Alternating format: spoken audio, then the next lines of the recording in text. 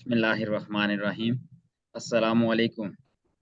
गौसी साहब, बिलाल साहब, अस्सलाम वालेकुम और इंडिया वेलकम।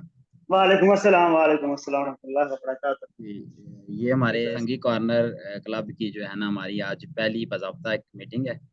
इसमें टॉपिक ऑफ डिस्कशन जो हमने रखा है वो है जी कि बच्चों के फ्यूचर या उनकी जो डायरेक्शन है लाइफ के बारे में, उसके बारे में कुछ हम अपने एक्सपीरियंसेस शेयर करेंगे बारी-बारी और करंट सिनेरियो वो शेयर करेंगे कि आजकल क्या चल रहा है। और कोई जो सजेशन देना चाहे वो मतलब आखिर में जो है ना सजेशन ले लेंगे। उसके अलावा जो बंदा मतलब ये वीडियो देखेगा वो अपने कमेंट में अपनी राय भी दे सकता है, अपनी सजेशन भी दे सकता है और अगर पार्टिसिपेट करना चाहे वो भी कर सकता है। नेक्स्ट जो हम मीटिंग करेंगे ना वो फिर हम उसको भी ऐड अप कर लेंगे और उसके से भी व्यूज़ ले लेंगे और या जो उसके व्यूज़ या क्वेश्चन होंगे वो हम डिस्कस करके उनको रिसर्च करके वो उसके जो बात हैं वो भी हम देने की कोशिश करेंगे। ठीक है जी। सबसे पहले गुरशी साहब बिल्कुल ठीक है। से हमारे सीनियर मोस्ट मेंबर हैं, वो तो अपना तारुफ कराएँगे ठीक है। और बताएँगे कि उन्होंने जो मतलब अपनी लाइफ में अचीवमेंट की है या इस स्टेज पे पहुँचे हैं मतलब उनको एजुकेशनल पॉइंट ऑफ व्यू से या अपने बाकी ज़िंदगी के मामलात में गाइडलाइंस या पाथ डायरेक्शंस कैसे मिली और कैसे वो आज तक मतलब उन्होंने अपनी ज़िंदगी का सफ़र तय किया। जी गुरशी साहब, up to you. Asad Hussain Garsi, mechanical engineer हूँ।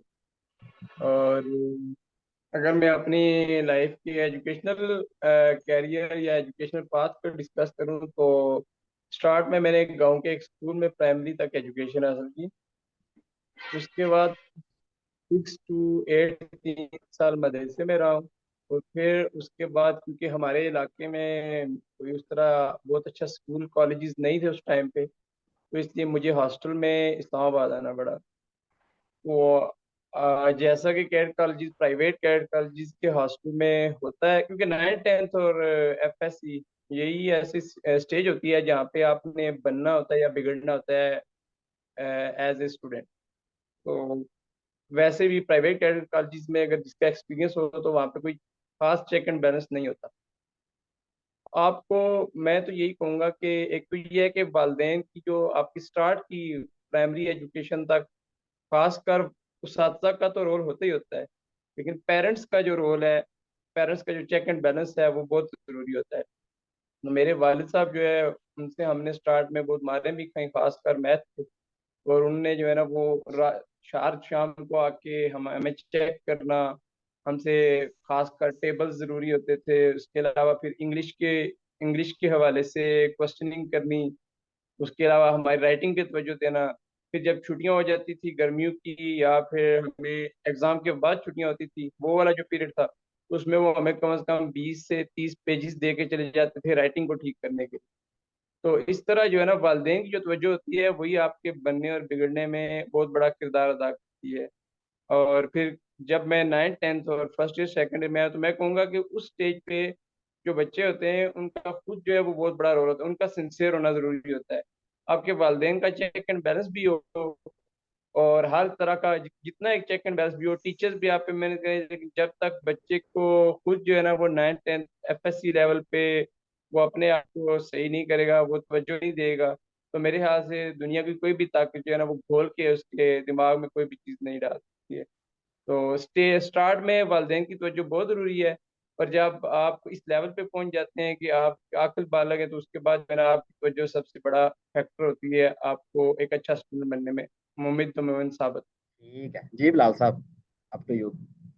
ये अस्सलाम वालेकुम जी, मेरा नाम बिलाल शाहिद है और मरीन मेडिकल इंजीनियरिंग करते हैं। हम सारे ही मेडिकल इंजीनियर हैं, एक ही क्लास एक सेशन के सारे दोस्त हैं। तो सबसे पहला मेरे ख्याल से जो यहाँ पे जो है ना इशू ये है, पाकिस्तान का इशू सारे कहते हैं कि नॉन एजुकेशन और तालीम नहीं है, ये वो सारी चीज़ें हैं, लेटेस्ट स्टेट नहीं है वगैरह वगैरह। लेकिन मुझे लगता है कि यहाँ पे जो इशू ये नहीं है बिलाल कि साहब, हाँ जी। पहले अपना बताएं कि आपने क्या किया है। ये क्वेश्चन हम लाएंगे मैं वही बाद में। बताने को मैं अच्छा अच्छा हाँ, सिर्फ अपना अच्छा वो बताएं बताता कि हूँ बताता हूँ। फिलहाल नहीं मैं क्या तो फिलहाल पैदा होने के बाद जब से उसने वही संभाल लिया उसने अपना सफर कैसे किया। अच्छा बाकी हम अच्छा देखिए लास्ट ऐसे क्वेश्चन जी में मैं अच्छा अच्छा मैं ऐसा जी मैं सरकारी स्कूल में पढ़ा हूँ शुरू से। छप्पर स्कूल बोलते हैं पंजाब में उसको। छप्पर स्कूल में पढ़ते रहे, तख्तियाँ लिखते रहे हैं। और उसके बाद जो 6 to 10 है वो भी सरकारी स्कूल में पढ़ा हूँ। कॉलेज भी मेरा सरकारी कॉलेज था। तो तलीम मेरी सारी सरकारी में है, उसके बाद यूनिवर्सिटी में आ गए। तो इशू इसमें ये है कि हमारे डायरेक्शन की बात है, जैसे डायरेक्शन का इशू क्या है। तो डायरेक्शन का ये है कि सबसे पहला तो ये है कि हमारे कॉन्सेप्ट होता है जी कि क्या करना है क्या नहीं करना। तो बच्चों को होता है जी नंबर फर्स्ट और सेकंड आ जाए, ठीक है, आमतौर पर ये होता है जी फर्स्ट बच्चा आ गया, सेकंड आ गया, थर्ड आ गया। उसके अलावा ये नहीं है कि आगे क्या करना है बच्चे ने, किस तरीके से करना है, क्या करना है। तो ये एक बड़ा अहम इशू है। तो हमारा भी यही था कि जी वो मैट्रिक करनी है, उसके बाद जी वो मैट्रिक में फर्स्ट नंबर अच्छा आना चाहिए, बट शुरू शुरू से ही फर्स्ट आया कि नहीं आया बच्चा, पर फर्स्ट आता है, फर्स्ट आता है, ठीक है। उसके बाद जी 9th में आगे नंबर अच्छा आना चाहिए, नंबर अच्छा आ गया जिसमें, अच्छा ठीक है जी FSC कर लो, या डॉक्टर बन जाओ या इंजीनियर बन जाओ, इस तरह इसके अलावा ऑप्शन ही कोई नहीं है। तो जब दो ही ऑप्शन होते हैं तो फिर जी इंजीनियर बन जाते हैं, चलो जी ठीक है इंजीनियर बन जाओ। तो दाखिला करते हैं, तो सारी फील्ड में अप्लाई कर, जहाँ दाखिला हो गया तो मैकेनिकल में एडमिशन हो गया हमारा भी। तो उनमें से हाँ ये कह सकते हैं, इंजीनियरिंग की बात आई, उसमें दो तीन स्पेसिफिक फील्ड थी।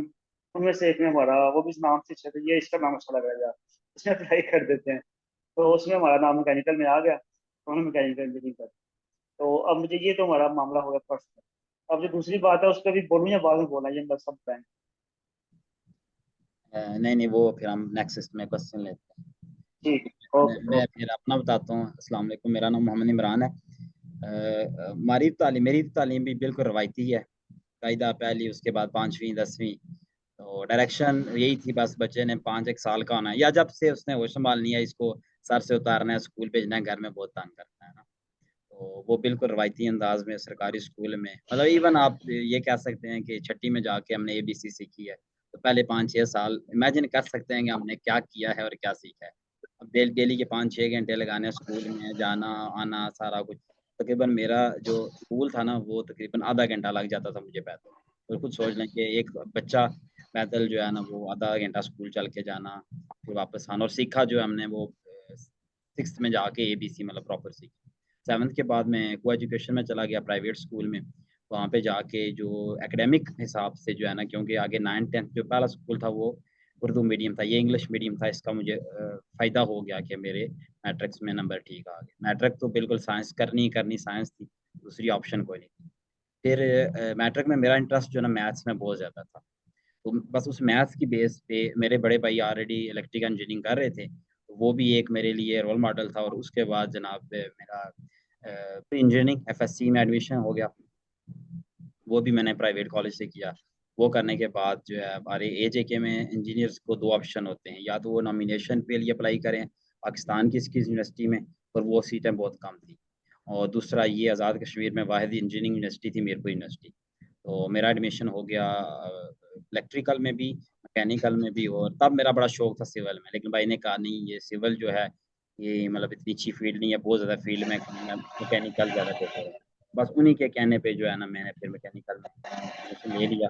और उसके बाद माशाल्लाह वो भी ठीक है, मतलब सो फार जो है, अगर देखा जाए तो उस हिसाब से जो हमारा बैकग्राउंड था स्कूलिंग का और कॉलेज का, मतलब एक बेहतर फील्ड दुनियावी हिसाब से जो है ना, जो उस ज़माने में चल रही थी, उस हिसाब से बेहतर फील्ड और यूनिवर्सिटी भी मुनासिब मिल गई। ठीक है जी, ये तो हमारा अपना तारुफ हो गया ना कि हमने अपनी एजुकेशन कैसे मुकम्मल की। अब जो नेक्स्ट क्वेश्चन जो मैंने नोट किया वो ये है कि आजकल का जो स्कूल में सिनेरियो क्या चल रहा है। मतलब आजकल भी बच्चों को वही रवायती तरीक़ाकार से पढ़ाया जा रहा है, या उससे कुछ हट के होम स्कूलिंग या कुछ एक्स्ट्रा करिकुलर एक्टिविटीज़ में इंडल्ज किया जा रहा है, या बिल्कुल वही रवायती अंदाज़ ही अपनाया जा रहा है? जी बिलाल साहब, पहले इस पे पॉइंट ऑफ व्यू आप देंगे। अच्छा जी, मैं इस पे जो बताऊंगा पहले ये, हाँ एक बात मेरे साथ याद आ गई मुझे कि अल्हम्दुलिल्लाह मुझे ना वैसे शुरू में टीचर अच्छे मिल गए, था सरकारी स्कूल से वाला, लेकिन टीचर अच्छे मिल गए, उन्होंने इंग्लिश में अच्छी पढ़ाई उसमें था।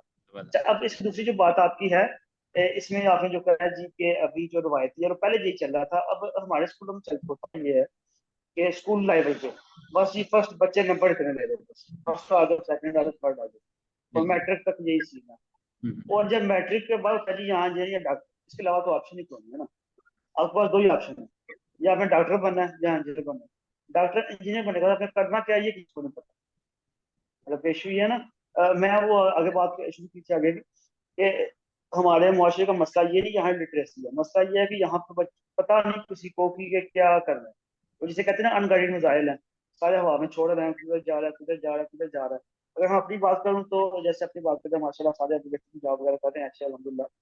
लेकिन मसला इसमें ये है कि किसी को भी अगर मैं पूछता हूँ मेरी ये शुरू आदत है, या किसी को पहले शुरू में तो नहीं जा रहा हूँ किसी की कि हमने खुद भी ऐसे ही फील्ड में आगे करनी है तो करनी है।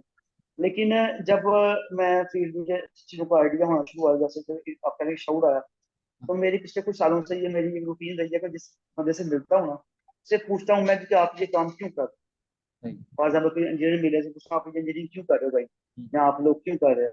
तो मेरे ख्याल से मुझे 1% लोगों ने कहा हो यार हम अपने शौक से करते हम्म। हैं। हर बंदे का आंसर ये होता है जो हम इसलिए करेंगे हमें डाला मिल जाए हम कर लेंगे। तो बस ये मसला बहुत बड़ा। दूसरा इसमें ये होता है ये कि हर बंदा अपने हिसाब से काम किए जा रहा है, तो उसमें फिर लोगों की इंटरेस्ट नहीं पाएंगे। वो पैसे कमा रहे हैं, अपनी जिंदगी गुजार रहे हैं, कहते हैं जो गुजारा हो रहा है अल्हम्दुलिल्लाह अच्छा चले जाओ, लेकिन उसमें फिर इंटरेस्ट पैदा नहीं होती। और फिर वो एक फ्रस्ट्रेशन सी इंसान में इनर, बेशक ऊपर से ना हो रही है, लेकिन इनर कहीं ना कहीं फ्रस्ट्रेशन से वो चलती रहती है। उसको पीस कहते हैं, सुकून इसे कहते हैं।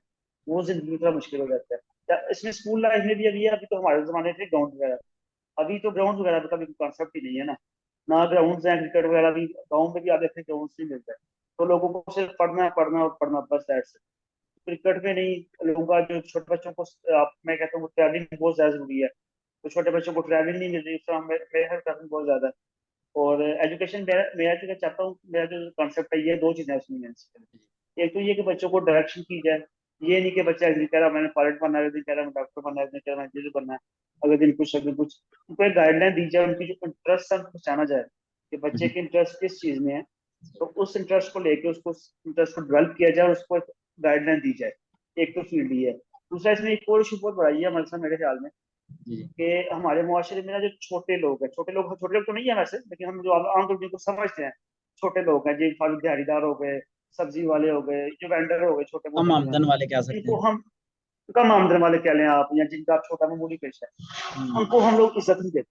ये हम्म। एक बड़ा मसला है कि हम कहते हैं कि मजदूर है, या ये सब्जी वाला है, या ये रिक्शा वाला है, उनको हम ये मामूली समझते हैं। तो लेकिन ये एक मुआशरे की बड़ी अहम चीज है कि देखें, अगर सारे लोग डॉक्टर इंजीनियर बन जाएंगे तो बाकी काम कौन करेगा। वो एक जिंदगी, हर बंदा जो है वो जिंदगी के मुआशरे का बड़ा अहम हिस्सा है। हम में से हर इंसान जो है वो, बेशक वो छोटा सा एक हाकूक भी है, तो वो हमारे मुआशरे का बड़ा अहम हिस्सा है। तो हमने हम लोगों को भी, और जो हमारे छोटे बच्चे हैं आगे से नस्लें आ रही हैं, उनको एक वगैरह सवाल से गाइडलाइन देनी चाहिए। बहुत जरूरी है कि यार हर बंदे की इज्जत करनी है, हर बंदा हमारे मुआशरे के लिए जरूरी है, कोई भी छोटा बड़ा नहीं है। हर बंदा एक मुआशरे में एक अहम रोल अदा कर रहा है, क्योंकि हर मुल्क के जितने मुल्क तरक्की याफ्ता, आप देखें वहाँ सारे लोग पढ़े, हर बंदा अच्छी पोस्ट पे नहीं होता। वो तरक्की हम्म। इसलिए करते हैं क्योंकि छोटे लोग जो हैं उनको भी एक खास इज्जत मिलती है, उनको टेंशन नहीं होती किसी बात की यार कि हम छोटे हैं। उनको एक हम्म। प्रॉपर मुआशरे में मकाम मिलता है। जब उनको मकाम मिलता है तो वो इज्जत से सर उठा के चलते हैं। तो जब ये मुआशरे में चीज होती है कि कोई भी हर बंदा हर काम खुशी से करता है, उसमें क्या कहते हैं हद हरामी नहीं आती। तो हम्म। ये एक चीज जो है बड़ा फैक्टर है। तो इस चीज में भी ये जो है कि दो मेन फैक्टर्स हैं। तो बच्चों की डायरेक्शन होना बहुत जरूरी है, और इसके अलावा दूसरा जो है, जो आम हमारे हर माशरे में हर खबर की मिलनी चाहिए, किसी को भी छोटा या उसको। ठीक हो गया जी असद साहब। मैं इसमें एक चीज़ ऐड करूंगा कि जैसे बिलाल भाई ने एक बात की है कि इंटरेस्ट नहीं होता, मतलब कि आपको कोई शौक से कोई इंजीनियरिंग नहीं करता, या शौक से कोई डॉक्टर नहीं बनता है। मेरे ख्याल से उसमें एक ये बहुत बड़ा फैक्टर है कि ऐसे हम इंजीनियर हैं, बीइंग इंजीनियर हम क्या कर रहे हैं, कि हम जो है हमारी फील्ड है जी एमईपी है, या मैकेनिकल है बिल्डिंग लाइन में। हम ये कर सकते हैं, सिर्फ एक जस्ट मॉनिटरिंग कर रहे हैं किसी भी काम, यानी कि हम उसमें कोई एडवांसमेंट नहीं कर रहे। हमारे पाकिस्तान में कोई भी चीज़ कोई आगे ना तो कोई मैन्युफैक्चरिंग हो रही है उस तरह। किसी भी इंजीनियरिंग को आप देख लें, पेपर को देख लें, हम कॉपी पेस्ट पे चल रहे हैं। आप मैकेनिकल को देख लें, हमारे मुल्क में सुई तक नहीं अपनी बनती। अगर आप इलेक्ट्रिकल को देखें तो हम छोटे से छोटा ब्रेकर भी इंपोर्ट करते हैं।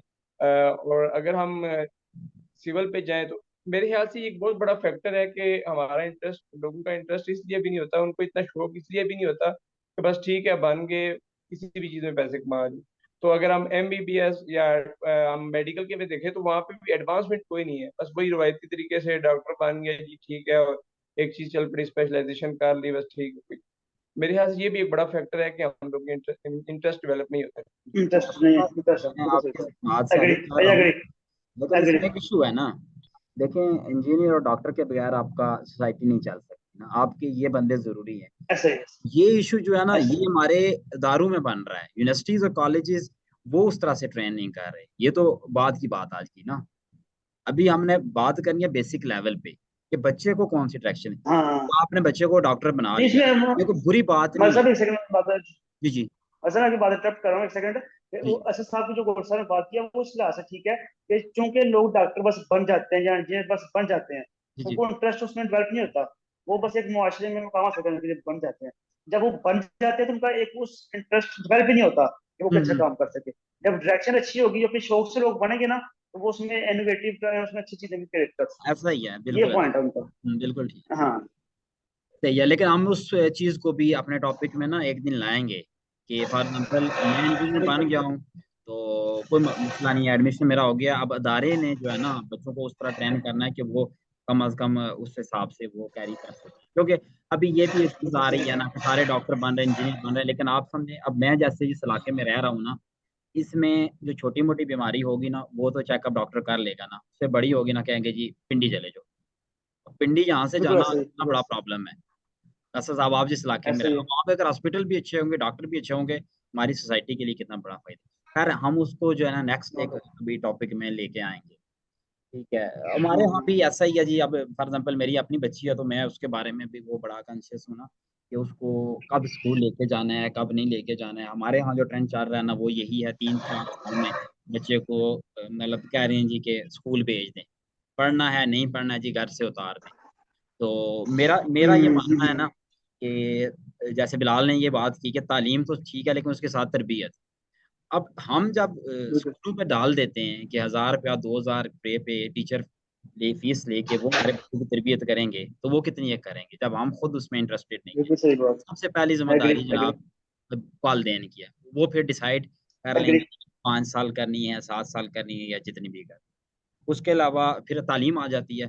तालीम में एक तो सबसे बड़ा प्रॉब्लम जो है ना हमारा निसाब वाला है कि डिफरेंट निसाब जो मुल्क में चल रहे हैं उसकी वजह से भी। क्योंकि अब ज़ाहिर बात है, मैं अलग यूनिवर्सिटी से अगर होता, आप अलग से होते और असद साहब अलग से होते, हमने किसी जॉब के लिए अप्लाई करना है और जॉब का तो टेस्ट इंटरव्यू सेम होगा। अब हमारा अगर वो लेवल ही सेम नहीं होगा तो हम फिर कैसे कम्पीट करेंगे। जो अच्छी यूनिवर्सिटी वाला होगा वो आगे हम्म। निकल जाएगा, बाकी जो है ना वो। जैसा कि आप हमारे कश्मीर में देख रहे हैं कि इंजीनियर ज़्यादा हैं, जॉब्स यहाँ पे इंडस्ट्री कम है और बहुत सारे इंजीनियर जो अपनी फील्ड छोड़ देते हैं। ये तो एक तो गवर्नमेंट का भी ऐसे ही। लॉस है, ज़ाहिर बात है। एक इंजीनियर को बनाने में ठीक-ठाक सरमाया लगता है, वालिदैन का भी और गवर्नमेंट का भी। वो भी एक लॉस हो रहा है। दूसरा डायरेक्शन बिल्कुल ऐसा ही है कि बच्चे को असेस करके उसके अकॉर्डिंगली जो है ना उसका प्रोफ़ेशन का इंतखाब करना चाहिए। असेसमेंट होनी चाहिए। अब सवाल ये पैदा होता है कि असेसमेंट कौन करेगा? वालिदैन करेंगे, टीचर और करेंगे या कौन करेगा? इसमें ना मैं बोलूँ, जी, इसमें जी, दो जी, इमोशन बोलिए। है, दोनों का एक कंबाइंड सा एक सिस्टम होगा। हुँ, हुँ। वालदेन और टीचर, अब तो अब स्कूलों में देखते हैं, अब हम फॉर एग्जाम्पल स्कूलों में, तो मेरे ख्याल में मोस्टली स्कूलों में पेरेंट टीचर मीटिंग्स होती हैं, रेगुलर जी, जी। बेसिस पे होती हैं जी, मेरे ख्याल जी। से। ऐसा ही है। लेकिन उसमें डिस्कस क्या होता है जी कि आपके बच्चे के कपड़े गंदे हैं, आपके बच्चे के कपड़े हुँ। साफ हैं, ये शोर हाँ, करता है, ये बोलता ज्यादा है, ये बातें कम करता है, ये नंबर कम आगे नंबर ज्यादा, ये चीजें होती हैं। यस। लेकिन उसके इंटरेस्ट के बारे से बात नहीं होती। इंटरेस्ट के वाले तो से। इसमें ये है कि बजाय इसके कि तो बस एक ही मतलब आपका रटा रटाया बात कि जी, जी। रेस लगी, ये नंबर ज्यादा बस। हुँ। नंबर सबको याद कर रहा है, सबको याद कर रहा है, सबको याद नहीं कर रहा, बस ये चीजें। तो उसमें जो ये चीजें हैं, इंटरेस्ट वाली जो चीजें हैं, जी, ये जी। जो पेड टीचर मीटिंग्स होती हैं, इसमें एक रेगुलर बेसिस पे ये चीज डिस्कस होती है कि हमारे बच्चे की इंटरेस्ट किस चीज में है और वो क्या चीज करे। तो बिल्कुल। ये उन मीटिंग्स में इस मेन एजेंडा ये होना चाहिए मेरे ख्याल से कि किस चीज को उनको क्या इंटरेस्ट है, क्या करना इसमें मैं एक ऐड अप करना चाह मैं रहा हूँ कि अगर हमारा जो आगे वाला सिस्टम है ना एडमिशन यूनिवर्सिटी में लेना या कॉलेज में, उसमें मैटर कर रहे हैं आपके मैट्रिक और एफएससी के नंबर ना। तो चाहिए। सॉरी। एटलीस्ट हमें किसी एक लेवल पे आके ना कर लेना चाहिए कि यहाँ तक जाके नंबर गेम नहीं होगी। फॉर एग्जांपल प्राइमरी कर लें, मिडिल कर लें। बाज़ इदारे आजकल कर भी रहे हैं। फरहान भाई होंगे ना यहाँ पे, वो ज़ाहिर बात स्कूल सिस्टम में हैं, तो वो हमें बेहतर गाइड कर सके। बाज़ इदारे कर रहे हैं कि वो ग्रेडिंग सिस्टम जो है ना वो उस पे आ रहे हैं कि फलाँ बंदे ने बस इतने नंबर लिए उसका ग्रेड है। वो आपस में जो नंबर गेम थी ना उसको वो ख़त्म कर रहे हैं ताकि बच्चे में जो है ना वो चीज़ जो है वो कम की जा सके। तो एटलीस्ट ये भी होना चाहिए कि किसी लेवल तक जो है ना उसको नंबर गेम से बाहर निकालना चाहिए। फिर वो जो मैटर करता है कि आजकल टाइम की बड़ी वो सख्ती की जाती है। प्रॉपर एक बच्चे को जो नर्सरी या प्ले ग्रुप का है उसको भी जो है ना 5-6 घंटे स्कूल में बिठाया जाता है। और देखें कि सर्दियों में सुबह 7 बजे उठा के बच्चे को स्कूल भेजना कितनी बड़ी ज़्यादती है। मतलब आप भेज दें उसको स्कूल, जब उठे बच्चा घंटे 2 घंटे के लिए चला जाए, उसके बाद जो है ना उसको वापस ले आएँ ताकि वो जो कुछ उसने सीखना सिखाना है, वो उसके अकॉर्डिंगली सीख लिया जाए। जी असद साहब, क्या कहेंगे? मेरे ख्याल से एक बड़ा फैक्टर हमारे जो खासकर हमारे जो एशियाई ममालिक हैं या पाकिस्तान की हम बात करें, हम यहाँ पे रह रहे हैं, जी, जी। हम जो स्टार्ट में से एक बच्चा शरारतें कर रहा है, जैसे बिलाल भाई ने बात की है स्टार्ट हाँ, हाँ। में शरारतें कर रहे हैं, हम उसको वहीं पे दुबक देते हैं। हाँ, हाँ। या से कि एक बच्चा जो है ना वो, हम एक बात करते हैं कि बच्चा है स्टार्ट से आपको पता चल जाता है से कि उसकी बॉडी स्ट्रक्चर इस तरह का है या वो उस रेसिंग में अच्छा है, तो आप उसको वहां से गैस कर सकते हैं कि ये एक अच्छा एथलीट बनेगा। यस। या फिर एक बच्चे का एक अच्छा प्लेयर है क्रिकेट का या किसी भी, तो वो एक अच्छा प्लेयर बन सकता है। फिर एक से मैं आपको छोटी सी एग्जांपल देता हूँ, हमारे साथ एक सुपरवाइजर है, प्लम्बिंग सुपरवाइजर। तो वो जी। कुछ दिन पहले बात कर रहा था कि मेरा बेटा मैट्रिक में है, लेकिन हमारे पास एक चीज जो है ना वो क्या नाम है उसका, ब्रेकर, हमारी ये फेज सेविंग डिवाइस है, तो सर्किट सेविंग डिवाइस है, वो खराब थी, वो घर लेके गया। मैंने कहा इसको आपने क्या करना है? उसने कहा "ये मेरा बेटा है, वो इसको जोड़ तोड़ के इसकी कोई ना कोई चीज बना लेगा"।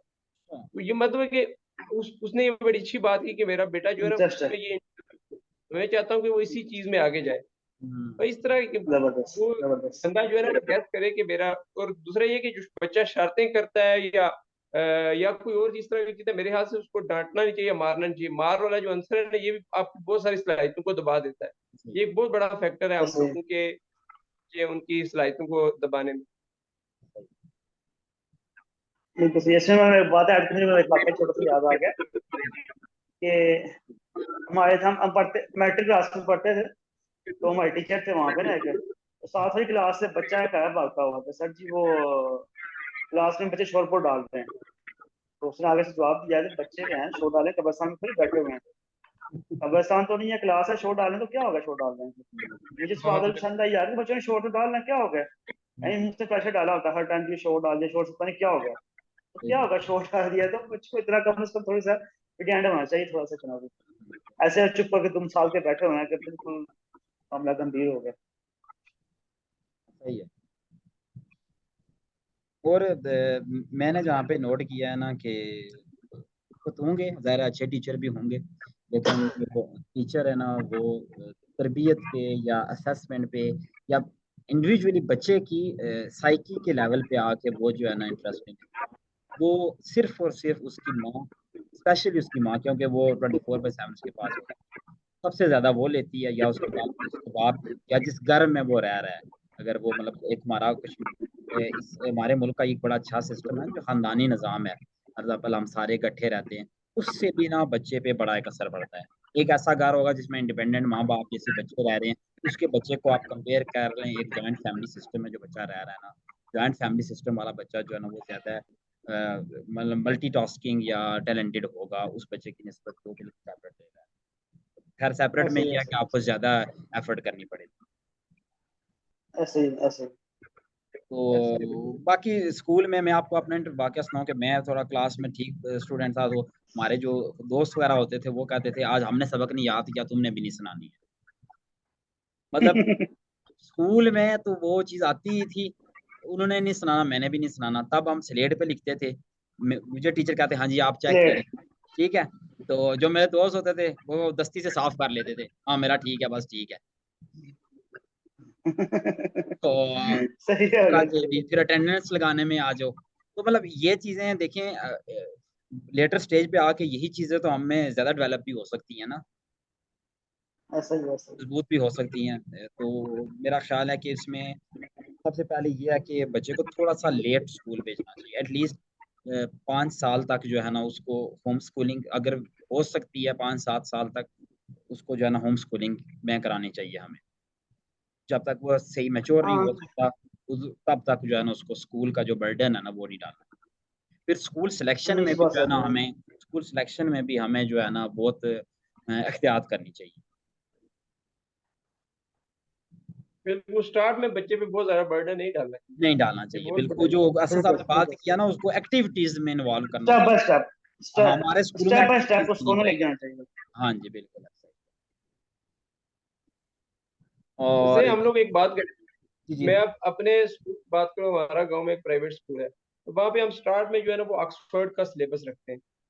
तो वो दूर दराज एक छोटा सा स्कूल है, उसमें भी स्टार्ट में ऑक्सफोर्ड सिलेबस है।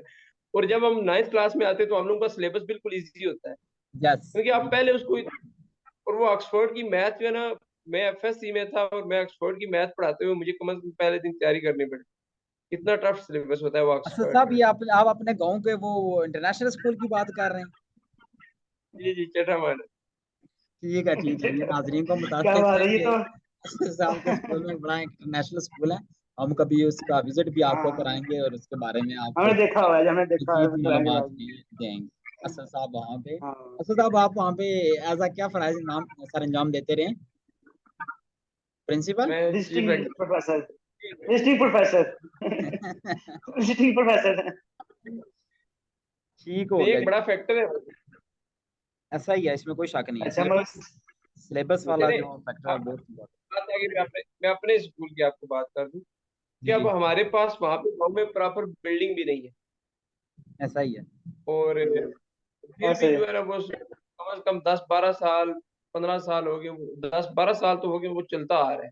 जी जी हालांकि वहाँ पे बच्चे ऐसे ही। टैलेंटेड हैं, ये है, लेकिन ये है कि स्कूल आप जब चला रहे हो तो अक्सर हमारी इस पे घर में भी बहस हो जाती है कि हम अगर एक स्कूल चला रहे हैं, बच्चों को कम से कम माहौल अच्छा हो, उनके बैठने की जगह अच्छी हो, प्रॉपर टॉयलेट्स हो, उसके अलावा जो है ना वो टीचर्स अगर हैं तो वो टीचर्स प्रॉपर ट्रेंड हो। ये बहुत बड़ा फैक्टर है कि स्कूल भी जो है ना हमारे अभी जिस बंदे का जो दिल करता है वो किसी गली मोहल्ले में उठा के छोटी सी बिल्डिंग में स्कूल खोल के तो बैठ। मतलब इसमें मैं एक हाँ, ये बात बात कहना सच है, चाहूँगा बहुत सच है।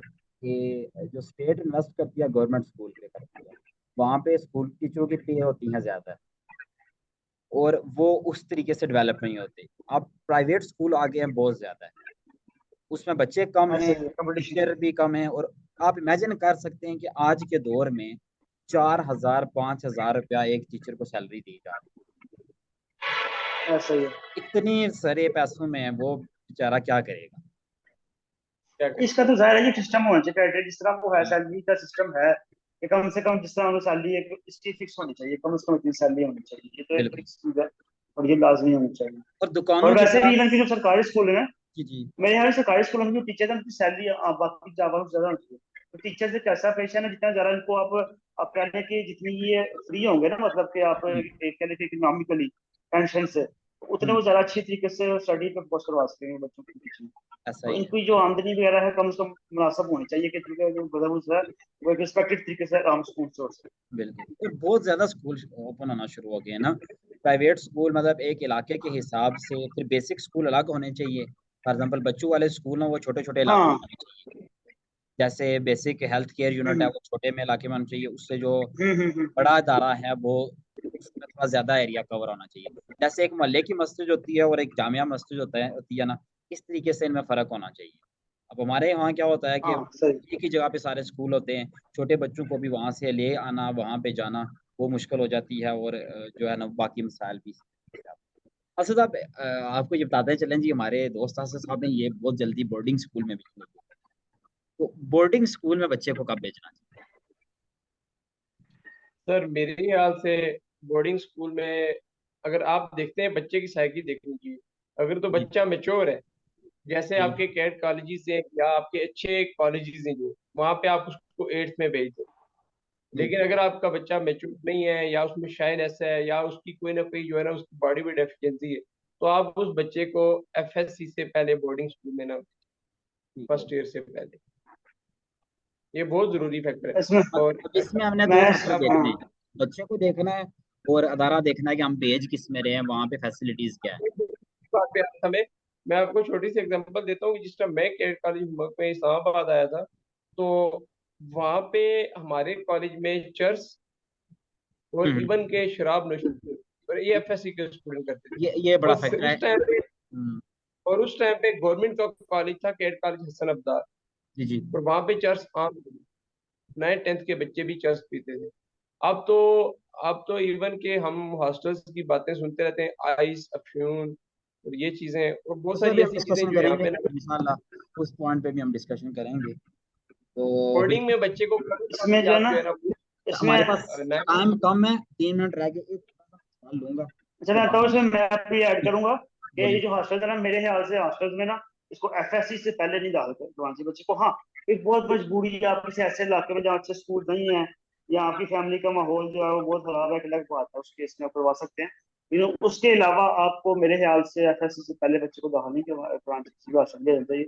और एफएससी में जब आप भेजते भी हैं तो इस सीन में भी, इस सेंस में भी जो है ना, आपकी जो प्रायोरिटी होनी चाहिए ना, वो ये कि बच्चों की जो कंपनी है उस पर नजर, जैसे हम लोग दोस्त हैं, हम जानते हैं कि हम सब दोस्तों को सारी फैमिली जानती हैं आपस में, क्योंकि मेरी फैमिली इमरान को जानती है, इमरान की फैमिली मुझे जानती है, असद की फैमिली हमें जानती है, सारे एक दूसरे को जानते हैं। तो ये चीज भी बड़ी अहम है कि बच्चों के जो दोस्त हैं आपके, जो उनकी जो आपके बेटे के या बच्चे के या बेटी के जो दोस्त हैं, उन पे आप नजर रखें कि उनके साथ कंपनियां पर्टिकुलर, ये बड़ा है। वैसे इसमें जो है ना, हमारे जो दोस्त है ना उमर अवैस, उनकी फैमिली ने जो मॉडल अडॉप्ट किया वो मुझे वैसे बड़ा अच्छा लगा कि उन्होंने जो है ना फैमिली ही शहर में शिफ्ट कर दिया। तो क्या और किया फैमिली? उनने फैमिली सिटी में शिफ्ट कर ली थी ना, वो बिम्बर में रहते हैं, वो फिर मीरपुर में शिफ्ट हाँ हो गए, हाँ सारे हाँ बहन भाई फिर वहाँ पे पड़े। हाँ हाँ। और जो है ना वो इस तरीके से ये तो मैं कहूँगा, ये इवन कि मेरी फैमिली भी, जब मैं एफएससी में था ना, जी जब मैं जी, एफएससी में था तो कॉलेज दूर था, तो मेरी फैमिली भी शाहपुर सिटी में आ गई थी दो ये सालों के बेहतर लिए। मॉडल है, जब अगर मैं एफएससी के अफोर्ड कर ये सकते हैं। मेरा ख्याल है कि ये बेहतर दो मॉडल सालों है। के लिए हम भी सिटी में आ गए थे। असद तुम्हें साहब पता को तो क्या, जब आप बच्चों को, असद साहब को तो प्रॉब्लम था ना कि इतनी बड़ी वहां से फैमिली को शिफ्ट करना एक बड़ा अहम टास्क था। वो मसला है ना अब, असली मसला पता क्या इसमें मसला है, कोड ये है कि जब आप फैमिली शिफ्ट करते हैं तो जो बच्चा किसी न किसी सूरत में फैमिली से थोड़ा सा कट ऑफ हो जाता है। ये जी जी, आपको माने या ना माने, उस पर इफेक्ट पड़ता है। उसकी फैमिली में वो जो कोशिश होती है थोड़ी सी कम हो जाती है। तो ये चीजें परफेक्ट करने की कोशिश होनी चाहिए। एक उसको करते ही रहकर बच्चा एफएससी तक करना, एफएससी तक पढ़ ले, एफएससी के बाद मजबूरी है जहाँ हॉस्पिटल को बच्चा लेकर। जितने वालिदैन के पास रहेगा ऑब्वियसली वो उतना ही जो है ना वो उनकी नजर में रहेगा, और फिर सही। वालिदैन से बेहतर तरबियत कोई नहीं कर सकता दुनिया कोई भी नहीं कर सकता, इसमें कोई शक नहीं। जी बिलाल साहब, इस्लामिक ज़ाहिर बात है, हम यहाँ पे सारे मुसलमान हैं और हमारे कुछ इस्लामिक फ़राइज़ भी हैं जो हमने बच्चों को वो भी सिखाने होते हैं। तो असली तालीम के साथ साथ वो भी दीनी तालीम भी ज़रूरी है। तो उस पॉइंट ऑफ व्यू से बिलाल साहब अपना पॉइंट ऑफ व्यू देंगे। में। उसमें जी मेरा तो इसमें एक तो दो राय है। तो एक तो पहला ये है कि पहला जो मसला ये है कि बच्चों को हम सिर्फ असली तालीम जो हमारी चल रही है हम्म, उसकी तरफ इतना रागब कर देते हैं कि बच्चों का तरीके उसको उनको उनको ख्याल नहीं आता कि दीनी तालीम भी जरूरी है। सही। मतलब कि ये चीजें मटेरियलिस्टिक बहुत ज्यादा हो गए, तो उसकी वजह से वो दीन की तरफ उनका रुझान कम हो गया, उनको टेंशन ही नहीं है हमारे मुआशरे में आजकल कि दीनी रुझान की तरफ उनका सोच ही नहीं जाती। और हम्म, फॉर एग्जाम्पल जब मैं बच्चों की बात करता हूँ, हम सब जितने भी हमारे आपके घर में बच्चे हैं, हमारे घर में बच्चे हैं, हमारे आगे पीछे मुआशरे में आप देखते हैं जिसके घर बच्चों को स्कूल के सबको उठा देते हैं, हम्म, लेकिन नमाज के लिए सुबह नहीं उठाते हैं लड़के में, या सही। जोहर की नमाज के लिए नहीं कहते कि यार जोहर की नमाज पढ़ने के लिए नहीं कहते। तो इससे एक क्या होता है कि बच्चे के जहन में ये चीज रास्ता हो जाती है कि एजुकेशन जो है वो ज्यादा जरूरी है, दीनी तलीम में मामले की खैर है, चलो खैर पढ़ ली तो पढ़ ली ना। और इस तरह छोटी छोटी दूसरी आदत भी हैं, सच बोलना जैसे, या चोरी से इजलाफ करना, ईमानदारी करना, छोटी छोटी बेशुमार छोटी छोटी बातें होती हैं जो यहीं से डेवलप होती हैं। तो सही। उसका इफेक्ट ये होता है कि छोटी छोटी जब छोटी में भी चीज जो आदत पड़ जाती है ना, जी जी, तो वो बड़ी आदतें बड़ी पकड़ जाती हैं। अगर फल में नमाज की आदत पड़ जाए या सच बोलने की आदत पड़ जाए, या और छोटी छोटी इस तरह की बेशुमार बेईमानी नहीं करनी, चोरी नहीं करनी, इस तरह की चीजें, या वालिदैन का एहतराम है, बड़ों का इज्जत है, सब कुछ है, तो जो छोटी उम्र में ये आदतें इंसान को पड़ जाए ना, तो वो उम्मीद है कि काफी हद तक इंशाल्लाह बड़ी उम्र तक चलेंगी। लेकिन उसमें ये होता है कि छोटी उम्र में हम लोगों को बच्चों को इस तरह दिलवा देते हैं जी के बस दुनिया ही दुनिया है जी, बस तलीम ही तलीम है, और इस्लाम से तो दरस में इफेक्ट होता है बहुत ज्यादा। और फारजा में मुझे बात है, मुझे कुछ रिलेटिव से, तो उनके बच्चे, मैं भी छोटे थे तब, मैट्रिक में पढ़ता हूँ या फर्स्ट में पढ़ता था मेरे ख्याल से, हाँ इसी माने की बात है। तो रिलेटिव्स के बच्चे थे कुछ, वो आए और उनकी जो एक, अच्छा किधर गए, जी मैं इधर ही मौसा कहाँ गए आप? साहब। आप कंटिन्यू रखिए। अच्छा जी।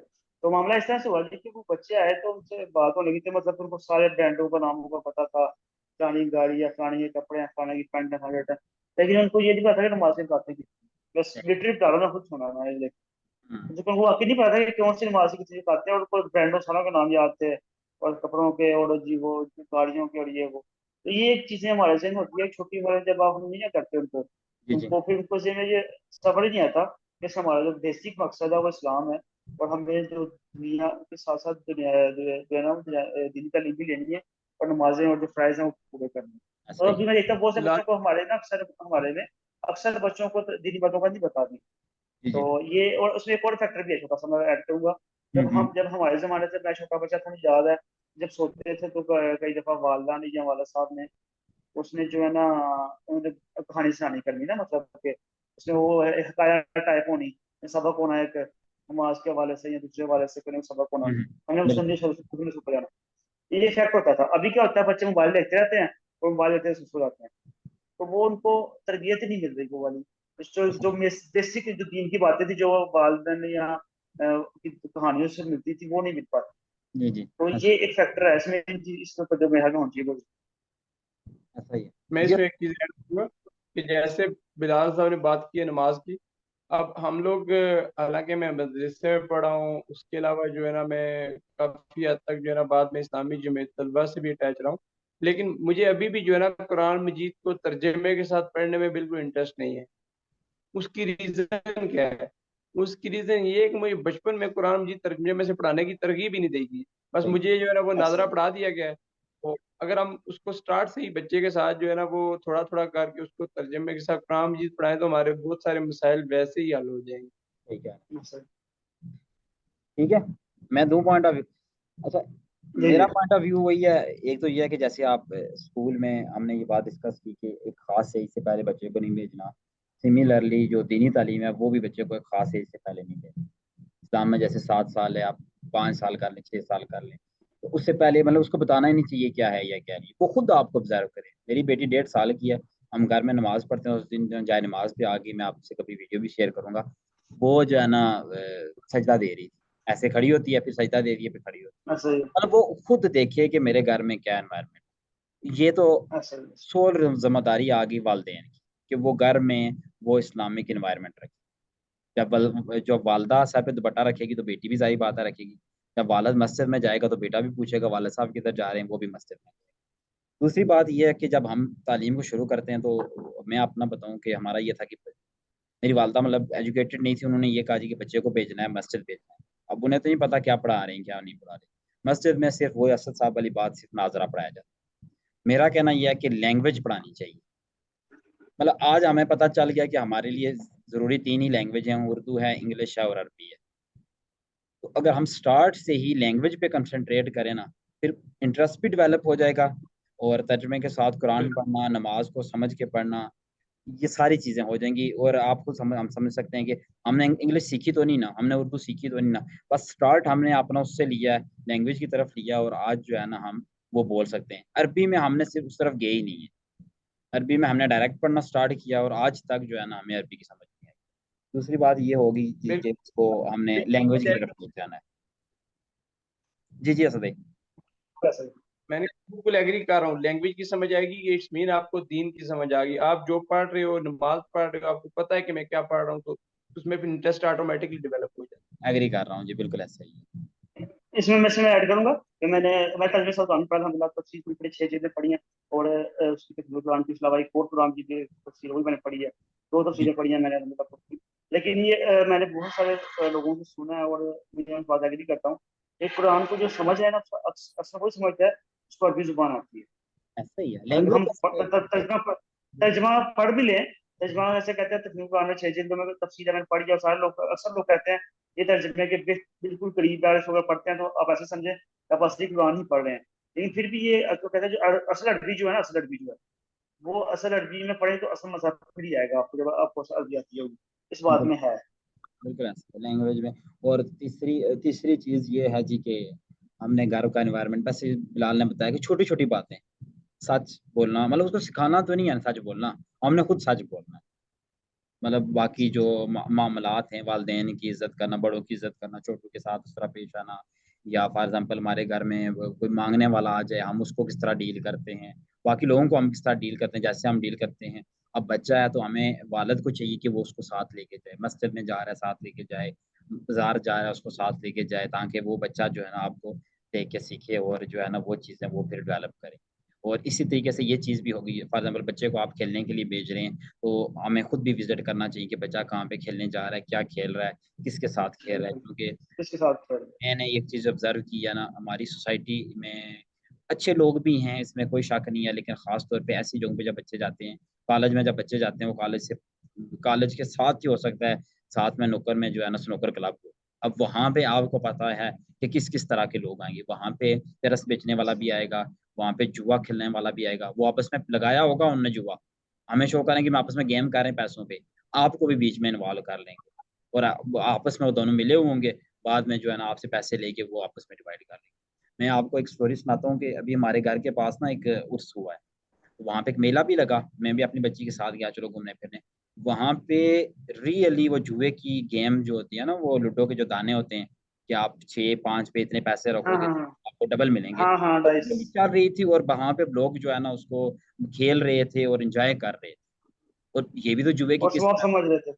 ये तो जुआ है ना, सीधा-सीधा जुआ है। तो जहाँ ऐसे ही पे इस ऐसे ही। तरह के हमारी सोसाइटी में काम हो रहे होंगे तो वो फिर ज़ाहिर-सी बात है, अब हम बच्चों को जब वहाँ पे ऐसे जगहों पे अकेले भेजेंगे तो उसका तो उन पे इम्पैक्ट पड़ेगा ही पड़ेगा। तो इस सूरत में भी हमें जो है ना जैसे हम बच्चे के लिए स्कूल अच्छा सिलेक्ट करते हैं ना, वैसे ही दीनी तालीम के लिए भी ना हमें उसके लिए अच्छा इदारा, अच्छा टीचर या कोई अच्छा मतलब खुद अगर समझ सकते हैं, पढ़ सकते हैं, उससे बेहतर कोई चीज़ नहीं है, खुद भी उसको वो ऐसे ही। ज़ाहिर बात है हम खुद बिल्कुल। मौजूदा दौर में फैक्टर एक चीज ऐड करूंगा। जी, जी। मौजूदा दौर में बहुत बड़ा फैक्टर फैक्टर मोबाइल्स है। एग्ज़ैक्टली। अब आपका घर में मोबाइल पड़ा है, बच्चे उठा लिया, अब उस मोबाइल के अंदर क्या चीज है, आपको जानबूझ के ऐसी चीजें अपने मोबाइल में रखनी चाहिए। अगर बच्चा उठाता है, या तो पहली जो बात है, बच्चे को एक्सेस नहीं होनी चाहिए मोबाइल की। सही बात। अगर बच्चे को एक्सेस होती है, और एक बच्चे का जो है ना, उसको ज्यादा देर आप नहीं रोक सकते हो, तो उसके सामने उसकी इंटरेस्ट वाली चीजें ओपन हो और अच्छी चीजें ओपन हो। ये बहुत बड़ा हमारे जो है ना हमारे। बिल्कुल सही। ठीक है, बिलाल साहब क्लोजिंग रिमार्क्स देना चाहें आप कोई? हाँ जी जी। बस जी इसमें अब यही है कि एक तो दो इन शॉर्ट अगर बात की जाए, मुख्तसर बात यह है कि बच्चों को जो तरबियत के लिहाज से है, उनको अन्य व मतलब कि पढ़ाई पढ़ाई पढ़ाई का जोर, उनकी बकायदा डायरेक्शन हो, उनको ज़्यादा प्रेशर ना डाला जाए पढ़ाई के लिहाज से, जो उनके इंटरेस्ट को देखा जाए उस हवाले से डेवलप किया जाए। पहली तो बात ये है। और दूसरी बात ये है इसमें कि बच्चे को बुनियादी साथ दीनी तालीम की तरफ उनको माहौल दिया जाए, उनको उससे रागब किया जाए, उनको इंटरेस्ट पैदा की जाए कि वो दीनी तालीम जो है वो भी जरूरी है, और दीनी जो फ़राइज़ है वो भी उतने ही जरूरी है जितने के दुनिया में। तो ये फिर जब ये चीज़ होगी फिर इंसान का जो है ना एक सुकून की जो स्टेट होती है ना, उसको हासिल करने में उसको आसानी मिलेगी। जो दीनी जो दुनियावी जो है ना मोहब्बत, वो उसमें थोड़ी कम से कम पैदा होगी। जी, असल साहब। मैं इसको ऐसे कंक्लूड करूंगा कि वालदेन अगर बच्चों पे तवज्जो देंगे, उनको अपने बच्चों की कैरियर की फिक्र होगी, तो फिक्र का ये मतलब है कि वो उसको प्रॉपर प्रैक्टिकली देख के उसके बाद जो है ना उसको उसी डगर पे चलाएंगे जहाँ पे उसका इंटरेस्ट है। और वालदेन उस चीज में इंटरेस्ट, उसकी इंटरेस्ट जानने की जिस दिन कोशिश करेंगे, उनको इंटरेस्ट पता, बहुत सिंपल सी बात है, वालदेन जिस दिन अपने बच्चे की इंटरेस्ट जानने की कोशिश करेंगे, उनको इंटरेस्ट पता लग जाएगी। ये बड़ी सिंपल सी बात है।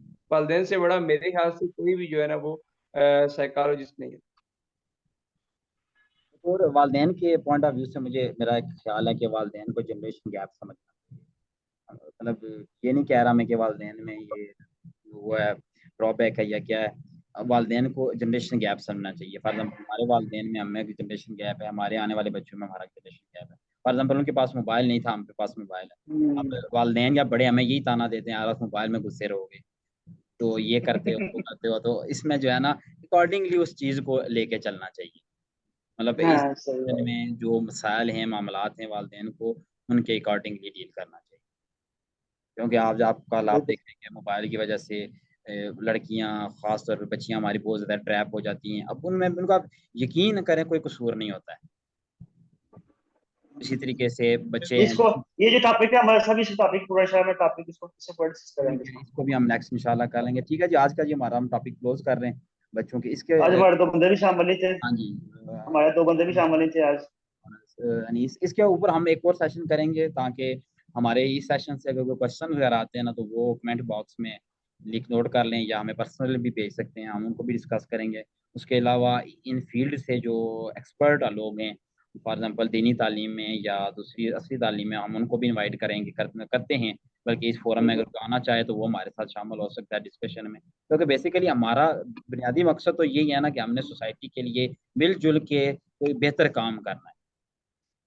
तो बिल्कुल इस ऐसा ही। भी हो सकता है कि जब 1 और 1 11 होंगे, सारे मिलजुल के बैठेंगे, बात करेंगे, डिस्कस करेंगे और उसको फिर हम इम्प्लीमेंट करने की कोशिश करेंगे। ठीक है जी, बिल्कुल ठीक है। बिल्कुल, इंशाल्लाह बल्कि मुलाकात जी ये सर।